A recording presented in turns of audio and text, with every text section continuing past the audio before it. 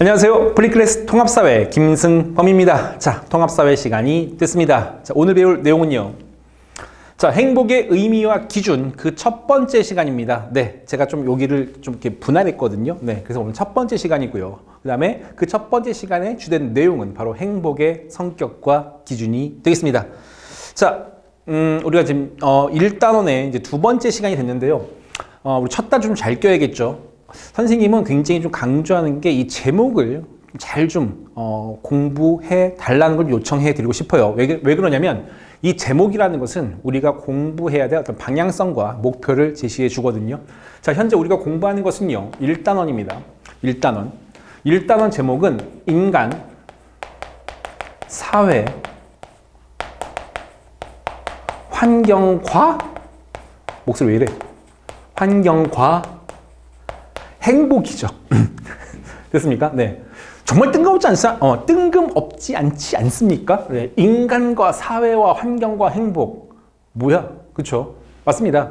자, 솔직히 이 제목을 잘 보시면은요, 우리가 이것을 공부하는 주된 이유는 단 하나. 바로 행복입니다. 이게 주 목표거든요, 여러분. 그쵸? 자이언티, 양화대교, 행복하자. 나오지 않습니까? 네, 그겁니다. 그러면 갑자기 이걸 왜 배워야 됩니까? 그쵸? 자, 아리스토텔레스 다 아십니까? 고대 그리스 철학자 아리스토텔레스는요, 모든 만물에는 목적이 있고, 그다음에 그럼 그 중에서 모든 인간의 궁극의 목적은 행복이다라고 얘기를 했습니다. 글쎄요, 뭐 틀린 것 같진 않아요, 그렇죠? 공부를 하는 이유도, 또는 밥을 먹는 이유도, 또는 잠을 자는 이유도 다 어떻게 보면 행복해지기 위해서 하는 활동들 아니겠습니까? 자, 그러면 인간 사회 환경이 어떻게 돼야 행복해질 것인가를 파악을 해줘야겠죠. 그러려면 먼저 인간 사회 환경을 제대로 바라봐야 되겠죠. 그게 바로 관점이고 이게 바로 일이었습니다. 바로 저번 영상인 거죠. 아시겠죠? 좋습니다. 자, 그래서 오늘 공부할 것은 자, 이거 다음이니까 이제 행복이 되겠습니다. 그래서 제목이 행복의 의미와 기준, 성격과 기준이 되는 거죠.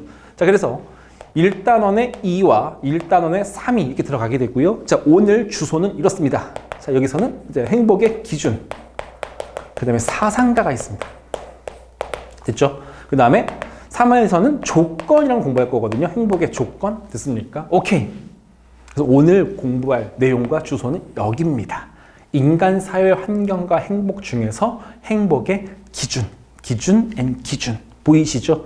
좋습니다. 이제 방향 잡혔습니까? 목표 설정 됐습니까? 좋습니다. 이제 본격적인 내용 보시죠. 자, 오늘 배울 내용 첫 번째입니다. 행복의 의미와 성격. 그렇죠? 행복. 삶에서 만족감이나 즐거움을 느끼는 상태. 행복이라는 것은 만족감 앤 즐거움을 느껴 하는 상태가 바로 행복이랍니다. 자, 어떻게 행복하게 살고 계십니까? 자, 행복하길 바랍니다. 자, 그래서 행복의 의미 살짝만 정리하시면 될 것 같고요. 자, 이제 성격입니다. 행복의 성격. 자, 행복의 성격에는 크게 두 가지가 보이시죠? 보편성과 상대성. 자, 보편성이라는 것은 누구에게나 공통으로 있는 요소가 될 거고요. 그러면 상대성이라는 것은 사람마다 차이가 난다는 것이죠. 아시겠죠? 자, 그래서 보편성을 먼저 보시면은요. 자, 행복의 조건입니다. 자, 가로가 두 개 나와 있고요. 자, 여기서 얻을 수 있는 힌트는 자, 기본적 욕구 충족이 돼야 행복하답니다. 자, 그럼 과연 뭐에 따른 기본적인 욕구 충족이 될까요? 여기에 들어갈 단어는 의식주. 그렇죠. 자, 나가야 되는데 입을 옷이 없어. 아이, 불행해. 그 다음에, 배고픈데 먹을 밥이 없어. 완전 불행해. 그 다음에 잠을 자야 되는데 잘 집이 없어. 와, 거의 절망이죠. 행복의 반대 절망. 됐습니까? 따라서 이런 의식주가 충족이 되어야지 우리가 만족감이나 즐거움을 느낄 수 있고요. 자, 그 다음에 또 신체적, 몸이죠. 정신이죠. 바로 건강을 추구하는 것. 됐습니까? 자, 그래서 의식주 충족. 전 싫어요. 손 들어보세요. 말이 안 되죠. 전 건강하고 싶지 않아요. 말이 안 되죠. 그러니까 누구나 다 의식주의 기본적인 욕구 충족하려고 하고요. 건강해지고 싶을 겁니다. 그래서 바로 보편성이라는 말을 쓰죠. 그래서 결국에 인간의 행복의 기준이 있다는 전제, 어떤 기준? 공통된 행복의 기준. 공통된 행복의 기준이 있는 것을 전제를 하고요. 자, 근데 뭐 이건 반드시는 아닙니다. 자, 이 보편성의 특징은요, 주로입니다. 주로. 뭐와 관련이 있는데요. 자, 가겠습니다. 주로 객관적 기준을 전제로. 됐습니까? 그 보편성과 객관성 약간 다른 말이긴 하지만 거의 친인척급입니다. 거의 같이 쓰이는 경우가 많습니다. 잘 기억해 주세요. 그러니까 주로 객관적 기준을 전제로. 됐습니까? 그 다음에 물질적. 아무래도 돈이나 자원 같은 걸 얘기하는 거겠죠. 그렇죠. 경제력, 돈 같은 거. 그렇죠? 물질적 가치를 추구하는 경향과 관련돼 있다. 그렇죠, 여러분?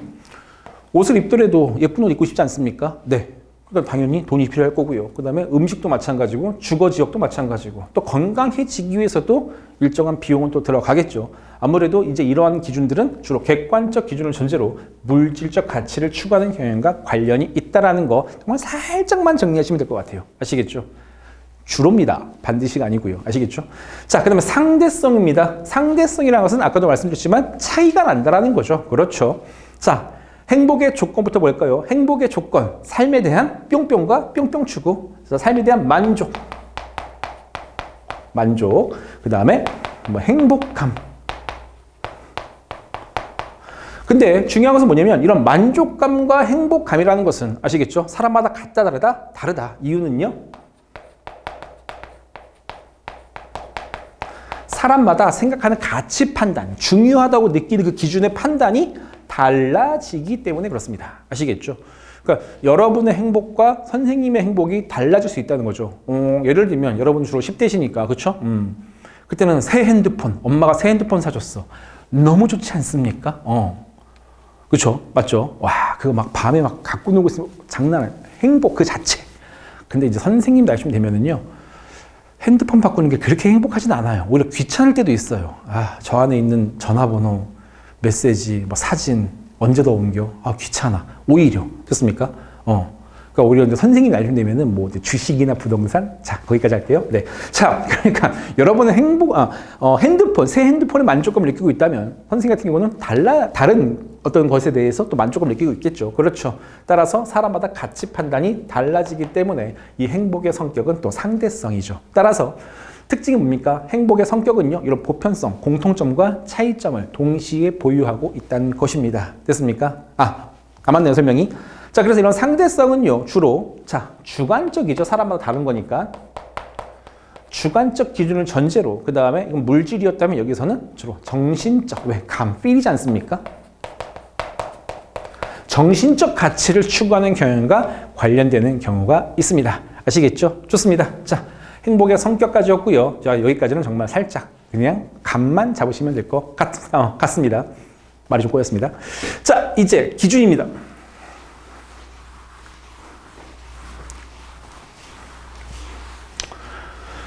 자, 오늘 배우는 내용 중에서 가장 시험 문제에 잘 나올 것으로 예상되는 게 바로 이 기준이 되거든요.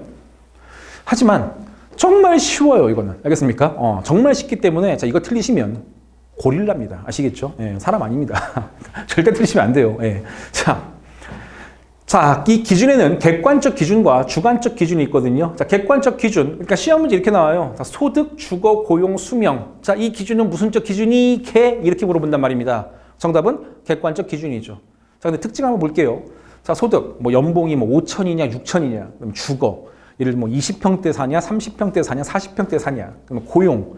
뭐 고용률이 80%냐, 뭐 70%냐. 그다음에 수명. 뭐 기대 수명이 뭐 70이냐, 80이냐. 자, 지금 특징 나오지 않습니까? 다 지금 선생님 숫자로 표현하고 있죠. 그렇습니다. 자, 이 객관적 기준은요, 바로 수치화. 아이, 수치스러워. 그게 아닙니다. 자, 수치는 숫자로 표현할 수 있다는 겁니다. 좋습니다. 자, 아재가 된 기분? 자, 수치화하여 비교할 수 있는 지표가 바로 객관적 기준이고요. 그 다음에 주관적 기준입니다. 주관적 기준. 자, 사랑, 우정, 자아실현 등 감정적, 정신적. 됐습니까? 오케이. 자, 이건 아무래도 수치화시키기가 어렵겠죠. 그렇죠. 그럼 또 학생들 중에 왜 없어요? 또 이런 친구들이 있는데 맞습니다. 뭐 굳이 따진다면은 뭐 굳이 내가 수치화하겠다는데 못 하겠습니까? 근데 우리가 이런 것들을 표현할 때는 보통 수치화하지 않지 않습니까? 자기야 나 사랑해? 응 사랑해. 얼마나 사랑해? 78% 이러지 않지 않습니까? 뭐야, 왜 78%밖에 안 돼? 그래도 저번 주보다 2%포인트 올랐어. 뭐 주식입니까? 아니죠. 따라서 사랑, 우정, 자아, 실현 이런 것들을 우리가 보통 수치화하진 않죠. 어떤 감정적인 거고 정신적인 거니까. 됐습니까? 자, 이런 것들 우리는 주관적 기준이다. 그래서 시험 문제에서 다시 한번 이렇게 나와놓고 무슨 기준? 객관적 기준. 자, 그럼 사랑, 우정 이렇게 나와놓고서 무슨적 기준? 주관적 기준. 됐습니까? 정말 쉽죠? 잘 나와요, 근데. 아시겠죠? 그렇기 때문에 이거 틀리시면 다시 한번 고릴라. 됐죠? 자, 그 다음에 세 번째입니다. 행복을 측정하는 여러 방법이 있습니다. 방법이죠. 그렇죠? 자, 종류를 보시면은요. 인간 개발 지수, 세계 행복 지수, 그 다음에 국민의 삶의 질 지표. 그러니까 아무래도 전 세계적으로 이제 공인된 어떤 행복을 측정하는 방법이 되겠는데요. 자, 인간 개발 지수는 1990년도에 만들어진 지표고요. 그다음에 세계 행복 지수는 2005년도에 만들어졌습니다. 그다음에 국민의 삶 질 지표는요. 2011년도쯤에 만들어지는 지표가 됩니다. 자, 연도 외울 필요 없습니다. 그냥 써드린 것뿐이고요. 자, 근데 이 문제 말고 자, 이게 혹시라도 문제가 나온다면 이렇게 나올 수 있습니다. 조금만 더 집중해 주세요. 자, 선생님 이거 다 외워야 됩니까? 아니요. 이거 다 외울 필요 없어요. 저도 못 외워요. 알겠습니까? 예. 그러니까 우리는 뭐만 보면 되냐면 이러한 특성을 잡으시라는 겁니다. 그러니까 문제가 좀 더 심화된 건데요. 자, 국민 소득 보이시죠? 수명 보이시죠? 교육 수준, 뭐 중졸이냐 초졸이냐, 그렇죠? 오케이, 누가 봐도 객관적으로 표현할 수 있겠죠. 자, 주로 보시면은요, 객관적 지표로만 90년도에는 행복을 측정했다 이겁니다. 자, 근데 2005년도 보시면 자, 1인당 국민 총생산, 그쵸? 수치화시킬 수 있죠. 수명 나왔죠. 근데 보시면 자신의 인생을 결정할 자유. 그러니까 내가 이 나라에서 얼만큼 내 뜻대로 잘 살 수 있느냐. 뭐 그런 것들이 되겠죠, 여러분. 그렇죠. 그러면 약간 주관적인 요소가 들어와 있는 게 보이시죠? 나아가서 오늘날 가장 흔히 쓰는 국민의 삶의 질 지표 보시면 주거, 소득, 자산, 임금 같은 됐습니까? 객관적이자 객관만 쓸게요. 그 다음에 물질적 지표도 있지만 건강, 교육, 문화, 여가, 가족, 공동체에서 오는 만족감 같은 됐습니까? 비물질, 주관적 요소도 자리 잡고 있다라는 겁니다. 따라서 시간의 흐름에 따라서 행복을 측정하는 기준이 객관적 기준과 함께 오늘날에는 주관적 기준도 가미가 돼 있다. 됐습니까? 그만큼 행복을 측정하는 방식이 더 단순해졌다, 복잡해졌다, 복잡해졌다. 그게 조금 더 심화 문제로 나올 수 있습니다. 아시겠죠? 다 외우라는 게 아니고요. 그 특성, 객관적 지표에서 이제는 주관적 지표까지 왔구나. 됐습니까? 오케이. 그래서 오늘날 특징을 보시면은요. 객관적 기준과 주관적 만족감까지 이것까지 고려해서 행복을 뭐한다? 측정한다. 그만큼 행복에 대한 기준이 뭐해졌다? 복잡해졌다. 잠시만요. 복잡해졌다. 여기까지입니다. 그렇죠? 오케이. 자, 그래서 가장 흔히 나오는 문제는 객관적 기준, 주관적 기준 구분하는 거 쉬운 내용. 그 다음에 좀 더 심화된다면 오늘날에는 객관적 요소뿐만 아니라 주관적 요소까지도 가미가 되어 있다는 거 아시겠죠? 좋습니다. 자, 여기까지가 일단 행복의 의미와 성격이었고요. 자, 이제 두 번째입니다. 시대와 지역에 따른 행복의 기준을 공부하도록 해봅니다. 자, 시대와 지역에 따른 행복의 기준이니까 시대 거 하나, 지역 거 하나 또 두 개 공부하겠네요. 됐죠? 보겠습니다. 자, 선사시대입니다. 구석기와 신석기, 역사 이전의 시대를 우리가 선사시대라고 얘기하죠. 자, 과연 그때는 행복이 뭐였을까요? 자, 우리가 상상으로 좀 볼 수 있겠죠. 만약에 내가 구석기, 신석기인이었다면, 그쵸? 오늘 하루 잘 살아남은 것에 대해서 행복을 느꼈을 겁니다. 그쵸? 뭐 아파트가 어디 있으면 그 당시 핸드폰이 어디 있습니까? 맞죠? 오늘 배 부르게, 등 따시게, 잠 잘 자고, 다른 동물한테 안 잡혀 먹히고, 지진과 화산 등으로 내가 오늘 죽지만 않았다면 행복하지 않겠습니까? 따라서 자연재해를 피하고 생존만 했다면, 그래서 먹을 것을 얻었다면 난 오늘 행복했을 겁니다. 내가 구석기, 신석기인이었다면. 됐습니까? 근데 이 자연재해, 그 당시 인간들이, 그쵸? 언제 뭐가 발생할지 알았겠습니까? 아니죠. 그 다음에 사냥감이 많은지 적은지 뭐 잘 알았겠습니까? 역시 아니겠죠. 그러니까 이 당시에 어떻게 본다면요, 이 생존이라는 것은 결국에 행운이고요. 결국에 행운이 따라야 행복할 수 있기 때문에 이 선사시대 때 말했던 행복은요, 결국에 행운과 밀접한 관련이 있었을 것으로 예측됩니다. 자, 그 다음에 두 번째, 고대 시대입니다. 그렇죠. 이제 문명 시대 들어왔죠. 이제 고대, 서양을 얘기하는데요. 좋습니다. 자, 여기서 좀 가로가 좀 나와 있는데, 자, 일단 얻는 힌트는 뭡니까? 무슨 지적인 활동이 나왔습니다. 그렇죠? 육체적 활동이 아니라 지적인 활동. 그 다음에 철학적 성찰, 불안을 벗어나 하고 나와 있습니다. 맞습니다. 답 적어드릴게요. 자, 역시 똑같은 단어인데요. 철학이 들어갑니다. 철학이라는 지적인 활동. 그렇죠, 여러분. 철학은 이게 육체적 활동이 아니죠. 어떤 정신의 활동이자 영혼의 활동인 거죠. 그렇죠. 그래서 지혜를 얻는 것. 뭐 지금도 솔직히 철학이라는 과목이 있지만, 맞습니까? 오케이. 철학이라는 과목이 있습니다. 그렇죠? 근데 이 고대 그리스 때는, 이 고대 시대 때는 이 철학이라는 과목이 거의 가장 중요한, 지금으로 치면 국영수보다 더 중요했던 과목 중에 하나였습니다. 그럼 그 당시 사람들은 왜 그랬을까요? 그렇죠. 이제 세상을 바라보는 눈, 세상을 바라보는 관점이 싹트기 시작했던 시기였거든요. 그렇기 때문에 자, 이 세상은 뭘로 구성되어 있지? 나라는 존재는 어떻게 탄생했지? 난 어떻게 살아가야 행복할 것인가? 다 이런 지적인 활동, 철학적 물음을 통해서 지혜를 얻으려고 했고요. 그 다음에 그런 지혜를 얻어야 마음의 불안에서 벗어나서, 그렇죠. 자, 좀 칸이 작아서 마음의 안정을 얻죠. 그렇죠. 훨씬 더 행복을, 그렇죠, 나타내는 기준이 고차원화되어 있죠. 그래서 지혜든 마음의 안정이든 공통점이 바로 뭐다? 철학이라는 지적인 활동이 필요했다. 결론, 철학 나오면 고대로 가세요. 정답입니다. 그러면 아시겠죠? 좋습니다. 자, 그 다음에 중세시대입니다. 자, 중세시대. 자, 중세시대는요, 신중심 사회거든요. 그렇죠. 아마 이 방송을 보고 있는 여러분 아마 핸드폰에도 핸드폰 그 게임, 뭐 RPG 게임 같은 거 깔려 있다면 아마 중세시대 배경으로 하는 게임 굉장히 많을 텐데요. 뭐 템플 기사단 이런 것도 있지 않습니까? 네. 따라서 보시면은요. 자, 중세시대는 인간 중심이 아니라 모든 게 다 하나님 중심. 그렇죠? 여호와 하나님 중심이기 때문에, 그렇죠? 자, 이때는 행복을 느끼는 것도 결국에 신을 통해서 행복을 느끼려고 합니다.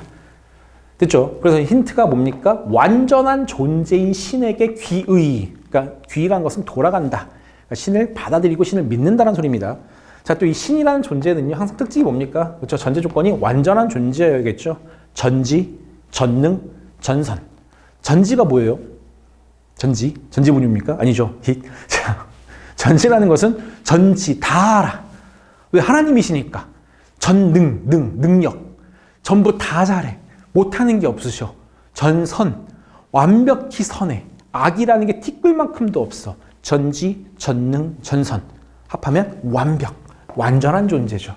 그러면 그런 완전한 존재에게 귀의하려면 뭐가 필요할까요? 믿으려는 마음, 바로 신앙심이 필요하겠죠. 신앙심을 통해 완전한 존재인 신에게 귀의해서 신의, 갑니다. 바로 은총을 내려주시옵소서. 그 다음에 구원. 이런 거죠. 은총과 구원. 그러니까 은총은 하나님이 주신 선물, 어떤 행운, 이런 게 뭐 은총이고요. 근데 이제 구원은 천국 가는 거죠. 천국 가는 거. 일단은 그 우리 크리스트교 중심의 세계관에서는요, 사람을 우리 원죄인이라 그래요. 원죄인. 원래부터 죄인이었다. 왜요? 아담과 이브가, 그렇죠? 에덴 동산에서 그렇게 먹지 말라고 했는데 그렇게 먹지 말라고 또 굳이 그렇게 먹어요. 또 선악과를.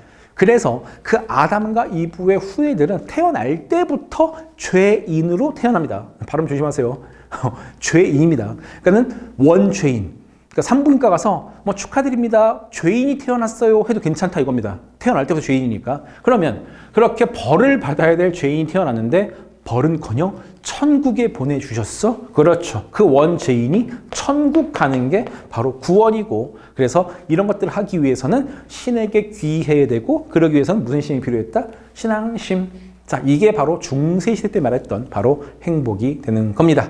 자, 그 다음에 산업화와 민주화 시대. 뭐 산업화는 다 아시죠? 그렇죠? 이제 손으로 물건 만들던 시대에서 공장제 기계공업으로 대량 생산체에 들어갔던 시대고요. 그다음 민주화 시대는 독재를 걷어내고, 그렇죠? 나를 지배하는 계급 사회를 걷어내고 바로 자유를 추구했던 게 바로 민주화 시대 아니겠습니까? 따라서 이 당시의 행복이라는 것은요, 산업화와 관련된 물질적 풍요로움과 그 다음에 개인의 자유를 보장받는 것. 자, 이런 것들이 바로 산업화, 민주화 시대 때 행복이었을 거고요. 자, 오늘날입니다. 자, 개인주의 확산과 자아실현 욕구가 증가돼 있다. 그만큼 개성이 강화된 사회라는 소리죠. 그래서 개인의 바로 자유와 만족감이 중요됐다. 자유 또는 어떤 행복감. 그래서 이런 만족감이 중시된 게 바로 오늘날이 되겠죠. 따라서 오늘날 아까도 얘기했지만 행복의 기준이 굉장히 단순 아니죠. 복잡해졌다. 자, 여기까지가 일단 시대 상황에 따른 행복의 기준이 됩니다. 어려운 거 없죠? 좋습니다. 자, 다음 내용 보시죠. 자, 이번에는 지역 여건에 따른 행복의 기준이 됩니다. 지역 여건. 자, 환경적 여건, 정치적 여건, 그러면 경제적 여건까지 해서 총 3가지인데요. 자, 일단 환경적 여건부터 볼까요? 자, 주로 자연적으로 주어진 상황에, 그렇죠? 오케이. 자, 결핍된 부분의 충족. 그러니까 결핍이란 건 뭐죠, 여러분? 그렇죠? 뭔가 부족해진 거죠. 그 결핍된 부분을, 자, 을자가 빠졌네요. 자, 결핍된 부분을 충족하는 것이 뭐다? 행복이다. 됐습니까? 솔직히 뭐 자연 환경에다 써놓긴 했지만 이 결핍된 부분을 충족하는 것이 행복이라는 것은 솔직히 다 적용돼요. 맞지 않습니까, 여러분? 그렇죠? 돈 없는 사람한테는 돈이 충족되면 행복해지는 거고, 그 다음에 뭐 건강이 부족한 사람한테는 건강이 충족되면 행복이지 않겠습니까? 네, 일단 여기다 써드렸지만은 뭐 결핍된 부분이 충족되는 것도 행복이다. 전체 다 그냥 통용될 수 있다라고 그건 정말 살짝만 잡아주시면 됩니다. 자, 일단 예를 들어 볼게요. 자, 건조 지역 뭐가 결핍돼 있죠? 그렇죠, 물이 부족하죠. 따라서 물을 얻는 게 행복일 것이고요. 일조량이 부족한 지역, 주로 이제 산악 지역입니다. 산은요, 해가 일찍 진다란 말 들어보셨죠? 그렇죠? 아직 해가 떠 있지만 해가 이렇게 빛이 오지 않습니까? 네, 그럼 여기는 벌써 해가 안 떠요. 벌써 저녁이 되고 있는 겁니다. 해가 일찍 진다. 아직 떠 있지만 여기서는 그늘이죠. 이렇게 일조량이 부족한 산악 지역에서는 햇볕을 쬐는 것도 일정한 행복이 되는 겁니다. 왜? 햇빛이 결핍되어 있으니까. 됐죠? 자, 그 다음에 인문 환경, 문화, 종교, 산업 등에 따라 행복의 기준이 뭐 할 수 있다? 다를 수 있다. 그렇죠. 솔직히 이 행복의 기준이 달라지는 것도 전체 다 적용될 수 있습니다. 자, 넘어갈게요. 자, 정치적 요건 됐습니까? 오케이. 어떤 이제 국가를 운영하는 그 정치죠. 자, 아무리 독재가 실행되거나 계급사회가 있어서 개인의 자유를 침해받는 나라에서는, 그렇죠? 그런 개인의 자유를 보장받고 독재를 없애는 게 행복일 수 있겠고요. 그 다음에 정치적으로 매우 불안한 지역에서는 당연히 정치적 안정이 필요하겠죠. 그렇죠? 그래서 그게 행복일 수 있다. 달라질 수 있고 결핍은 충족될 수 있다. 살짝만 정리. 그 다음에 경제적 여건, 뭐 가장 쉬운 거죠, 이해하기. 그렇죠? 항상 부족하지 않습니까? 돈이. 그렇죠? 자, 그래서 경제적 빈곤한 지역은 기본적인 의식주 충족의 행복일 수 있죠. 주로 이제 아프리카에 주로 좀 많은, 그렇죠, 그런 국가들. 그다음에 경제로 안정된 지역, 좀 선진국들 같은 경우는 먹고 사는 데는 이제 지장이 없다 이겁니다. 근데도 좀 불만이 있겠죠. 뭐가 결핍돼 있을까요? 바쁘죠. 일하느라. 됐습니까? 그런 사람들의 행복이라는 것은 좀 여가 시간을 잘 보내는 게 또 행복일 수 있겠습니다. 그렇죠? 돈이 부족한 지역은 돈 좀 주세요가 행복이라면 돈을 좀 많이 버는 지역에서는 좀 쉴 시간 좀 주세요. 알겠습니까? 그게 또 행복일 수 있겠죠. 어쨌든 모든 부분에서 결핍된 부분이 충족하는 것이 바로 뭐가 될 수 있다? 행복이 될 수 있다. 살짝만 정리됐습니다. 자, 이제 문제풀이 들어갑니다.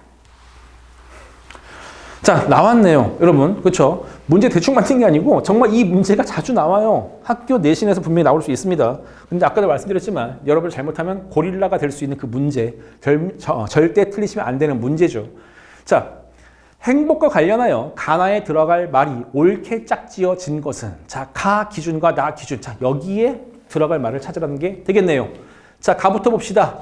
주거, 소득, 소비자산, 고용, 임금, 수명 등. 자, 수치화하여 파악한다. 솔직히 이게 없어도 다 맞춰 주셔야 됩니다. 수치화, 숫자로 표현할 수 있다는 거죠. 그렇죠? 오케이. 무슨적 지표죠? 객관적 지표가 되겠죠. 자, 두 번째, 나 기준입니다. 자, 문화, 여가, 가족 공동체, 그 다음에 안전, 우정, 감정적, 충족감, 그냥 삶에 대해 느껴. 됐습니까? 주관적이 되겠죠.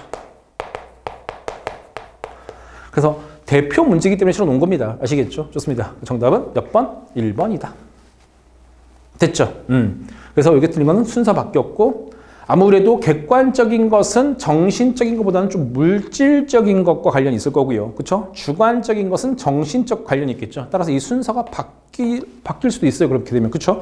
그래서 어쨌든 가 기준이 정신, 나 기준이 물질이 아니라 가가 오히려 물질, 나가 정신 될 수 있겠죠. 그래서 틀린 거고요. 나머지 살짝만 정리하시면 될 것 같습니다.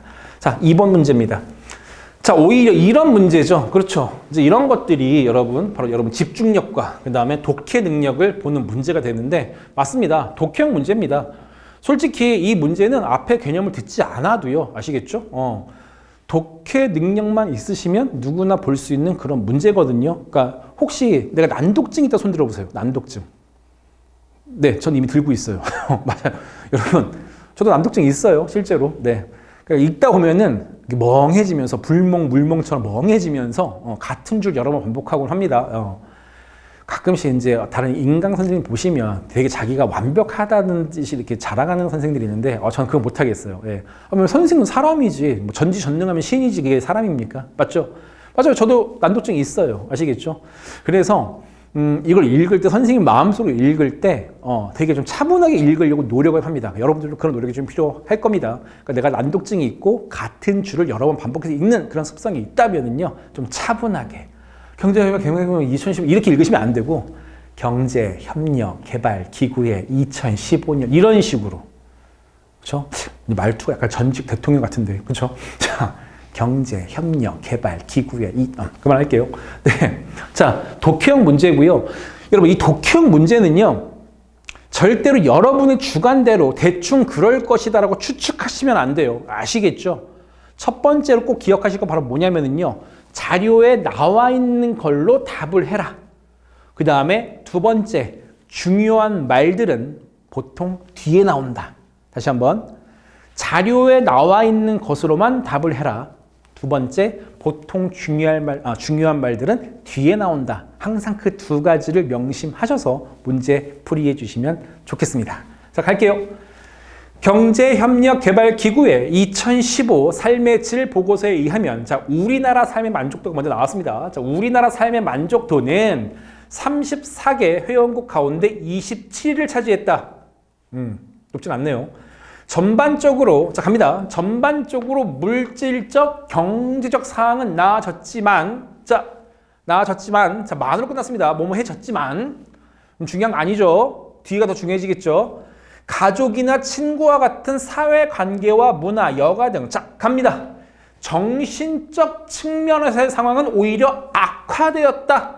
자, 중요한 건 뭐죠, 여러분? 이게 노란색이 아니라 붉은색이죠. 그렇죠? 물질적이 나아졌다가 중요한 게 아니라 정신적인 측면은 악화되었다. 됐습니까? 너의 얼굴이 오늘 좀 부은 것 같지만 잘 모르겠어. 자, 여기서 중요한 건 뭡니까? 얼굴이 부은 것 같지만 같죠? 아니에요. 모르겠습니다. 왜요? 부은 것 같은데 모르겠대. 원래 그 얼굴이라는 소리입니다. 아시겠죠? 네 얼굴 원래 커. 됐어요? 네. 자, 되고 있다고 OECD는 파악했다. 반면 부탄에서는 국가 생산성 성장보다는, 자, 뭔가 사례가 나왔습니다. 반면 부탄에서는, 우리나라 아니죠, 이제. 우리나라 아니죠. 부탄에서는 국가 생산성의 성장보다는, 국가 생산성 성장이라는 것은 경제적 상황을 얘기하는 거죠. 보다는 국민의 행복이 더욱 중요한 국민총 행복을 추구한다. 어떤 정신적인 측면을 추구하는 행복이죠. 만족감, 그렇죠? 행복을 추구한다. 부탄의 국민 행복 증진을 위해 환경 보호 및 문화 진흥 그리고 좋은 통치에 주안점을 두고, 자, 부탄은 뭐에 주안점을 두고 있다? 환경 보호 및 문화 진흥 그리고 좋은 통치에 주안점을 두고 정책을 마련하고 있다. 아무래도 이런 경제적 물질적인 측면보다는 정신적 주관적인 만족감에 더 신경을 쓰는 게 부탄의 모습이죠. 그럼 여기서 중요한 건 뭡니까? 우리나라의 경제적 상황이 나아졌다가 아니라 바로 행복할 때는 이 정신적인 물질보다도 정신적인 또는 이런 비물질적인 만족감이 더 중요하다. 그렇죠? 약간 흥분했습니다. 중요한 게 뒤에 있다 보니까 여기를 설명 강조하다 보니까 저도 모르게, 자, 이게 더 중요하다라고 얘기하고 싶었던 거겠죠. 됐습니까? 자, 이제 이걸 바탕으로 보겠습니다. 자, 기억. 행복 관련 지수는 좋습니다. 행복 관련 지수는 모든 나라가 동일한 객관적 기준만을 자 이렇게 만자 들어오면 일단 거의입니다. 반드시 아니고 자 고려하여 측정해야 된다. 틀렸죠. 자 니은 행복의 객관적인 기준만 잘 충족된다면 주관적인 만족함은 행복에 큰 영향을 주지 않는다. 다 틀렸죠. 그렇죠. 그리고 약간 이거는 스킬이자 꼼수가 될 수 있는데 이렇게 한정적인 말 들어오면 좀 반드시 좀 의심 좀 하고 들어가 주셔야 합니다. 뭐뭐만 됐죠. 자, 디귿. 행복은 물질적, 경제적 발전과 함께 삶의 질이 향상되는 것과 관련되어 있다. 자, 행복은 삶의 질 향상과 관련. 그렇죠. 아까 보시면 얘가 하고 싶던 말은 우리나라의 이런 물질 경제 상황이 나아진 게 아니라 정신적 측면 상황은 악화됐고 오히려 부탄 같은 나라는 이런 정신적인 측면에도 신경을 쓰고 있다가 포인트이기 때문에 당연히 삶의 질 향상이 되는 것과 관련되어 있다. 정답은 5가 될 겁니다. 그럼 리을입니다. 행복에는 물질적 조건 외에도 그렇죠. 사회적 환경적 측면에서 만족감이 포함된다. 사회적 환경적 측면에서의 만족감. 자 보시면은요 환경보호 나왔죠. 그 다음에 문화지능 좋은 통치, 사회죠? 그렇죠. 당연히 5죠. 자, 선생님은요, 제 추측으로 문제를 푼 게 아니라 분명히 여기 있는 단서를 바탕으로 답을 냈습니다. 명심하셔야 됩니다. 이런 독해형 문제, 특히 난독증이 있거나, 그 다음에 좀 성격 급한 사람들, 다시 한번 손 들어보세요. 들고 있죠? 네. 의외로 잘 틀려요. 근데 이거는 우리가 머리가 나빠서 좀 무식해, 그게 아닙니다. 그런 개념이 아니고요. 그건 단지 성격 차이고요. 집중력 차이인 것 같아요. 따라서 이 문제를 틀리게 되면은요, 이거 고릴라급은 아니지만은 조금 정신이 좀 산만한 거죠. 자, 본인이 그걸 인지하고 있다면 항상 읽으실 때 차분하게 끊어서 그리고 아까도 말씀드렸지만 답을 내실 때는 추측으로 내지 마시고 여기 있는 단서를 통해서 답을 내시고 두 번째, 중요한 건 언제 나온다? 주로 뒤에 나오게 된다. 됐습니까? 그리고 하나 더 추가한다면 이렇게 한정적인 말들은 반드시 의심하고 넘어가라. 아시겠죠? 좋습니다. 자, 여기까지가 오늘 내용이었고요. 다음 시간 미리 살짝만 예고해 드릴게요. 다음 시간에는요, 바로 행복의 의미와 기준 그 두 번째. 자, 또 사상가들 나오거든요. 자, 또 이 말씀을 드린 이유가 이렇습니다. 제가 옛날 OT 때 학교마다 그러니까 선생님의 전공 과목에 따라서 내용이 심화되는 내용이 있다고 그랬습니다. 그렇죠? 그래서 만약에 우리 학교 사회 선생님이 윤리교육학을 전공하셨다 이러면은요, 분명히 다음에 올라올 영상에 대해서 굉장히 심화학습이 나올 확률이 굉장히 높아집니다. 물론 학교적 특성이 있죠. 그러니까 우리 학교 사회 선생님은 지리과 선생님이셔 하면은 다음에 영상에서는 여러분이 막 이렇게 심각하게 볼 필요는 없겠지만 우리 학교 선생님께서는 철학과를 나오셨다면은 다음에 올릴 영상 바로 이 행복 기준에 따른 여러 가지 사상가들이거든요. 칸트, 소크라테스, 아리스토텔레스 이제 이런 사람 공부할 건데 공자, 맹자 아시겠죠? 예. 분명히 심화 학습이 나올 수 있기 때문에 선생님은요 그 영상을 좀 쪼갠 겁니다. 그래서 다음 시간에는요 행복의 의미와 기준 그 두 번째 시간 바로 사상가 편을 공부하게 될 겁니다. 아시겠죠? 좋습니다. 다음 영상도 많이 시청해 주시고요. 자, 짧은 시간 고생 많으셨습니다. 수고하셨습니다.